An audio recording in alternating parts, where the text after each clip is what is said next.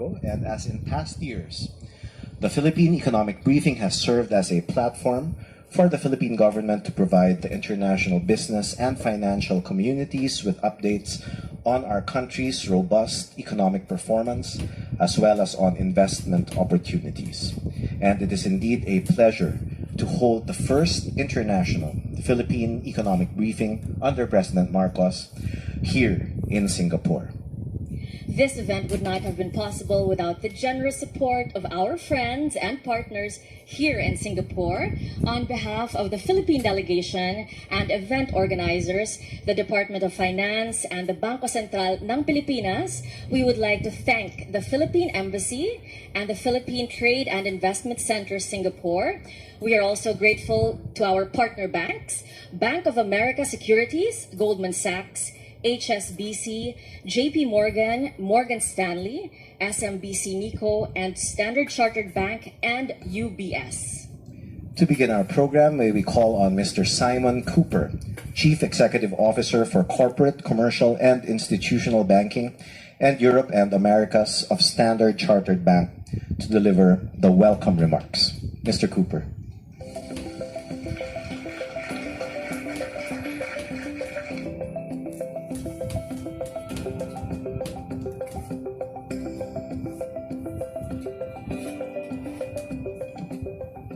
Good afternoon, Mr. President, Your Excellencies, ladies and gentlemen. Thank you, everybody, for joining us here today. On behalf of all of those banks that you just saw listed, I'm very pleased to be able to welcome you all to the Philippines Economic Briefing here in Singapore. And I'd like to express sincere appreciation to His Excellency President Ferdinand Marcos Jr., to Secretary Benjamin Diokno, and to Secretary Alfredo Pasquale for being our keynote speakers here today. Also to the esteemed delegates of the Republic of the Philippines, many of whom you're seeing in front of you, who are joining us here for this briefing to the Singapore investor community, and also to other stakeholders in the economic development of the Philippines. For all of us who follow the country's progress very closely, the last decade in the Philippines has been a successful one. And following the 22 elections, it's an exciting time, I think, for the new administration to bring its policy priorities to bear in supporting the Philippines' unique economic resilience and attractiveness to the international investor community. In today's briefing, the President of the Republic of the Philippines and members of his cabinet will outline a broad range of exciting and important policy initiatives. The President's keynote address will be followed by two panels where Cabinet Secretaries, the Governor of the Central Bank and private sector participants will have an in-depth discussion on the Philippines' economic and infrastructure development agenda. I know you don't really want to hear from me, so let me finish by thanking all of you for joining us here today, and we look forward very much to working with you and to learning about the exciting prospects for the Philippines ahead. Thank you all very much.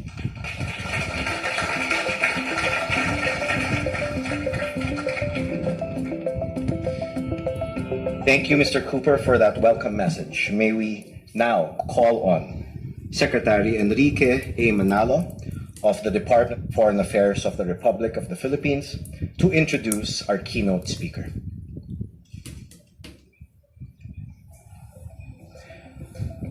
I think Secretary Manalo is still making his way to the room, so on behalf of Secretary Manalo, may we call on Secretary Benjamin Diokno of the Department of Finance.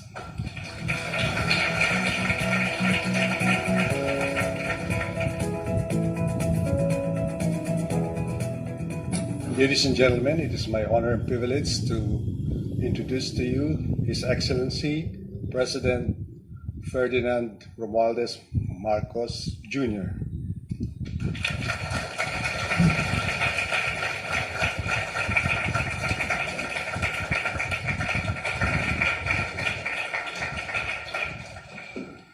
Thank you very much, Secretary Ben Diokno. Please take your seats.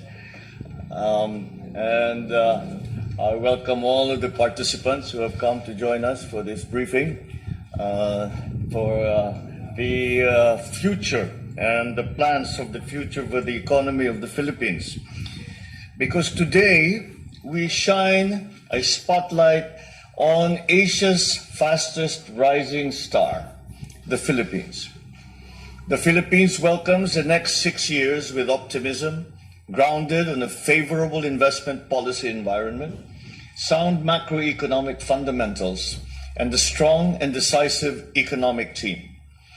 We are presently on a steady path to a strong recovery from the pandemic and a robust economic expansion. In the next few years, our economy is expected to outperform our regional peers. My administration is committed to establishing an even more competitive business climate conducive to high-value investments. More investments translate to higher economic activity, more jobs, and a better life for all Filipinos.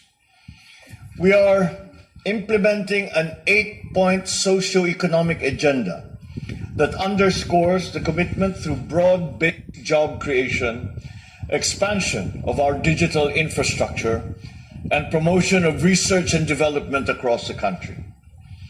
This strategy will enable us to reduce poverty sharply and upgrade the country to upper middle income status. We will exercise fiscal prudence in the fulfillment of that agenda. To this end, we are pursuing the country's first ever medium-term fiscal framework, which will widen our fiscal space to allow for continued investments in public infrastructure and human capital development. We will expand our high investments in public infrastructure by leveraging our public-private partnerships mechanisms. We will improve interconnectivity through transportation development. We will fast-track the development of our railway systems, modernize our airports and seaports, and enhance our road infrastructure. As a critical driver of the economy, we will focus on agriculture as a strong driver for growth. An efficient and modern agriculture sector will ensure food security for all and reduce poverty incidence. We will also reinvigorate the tourism sector through massive investments in travel infrastructure and the promotion of the Filipino brand around the world.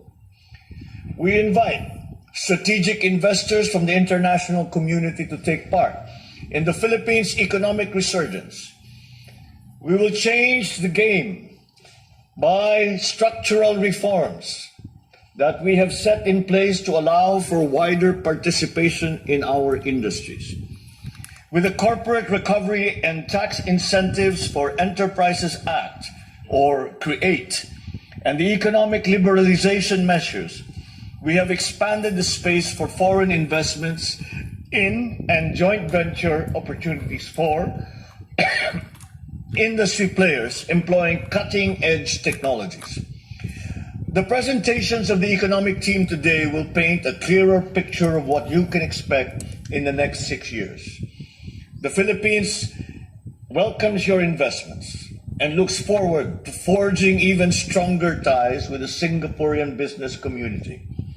Thank you and good afternoon, and thank you once again for your interest in the Philippines. Good day.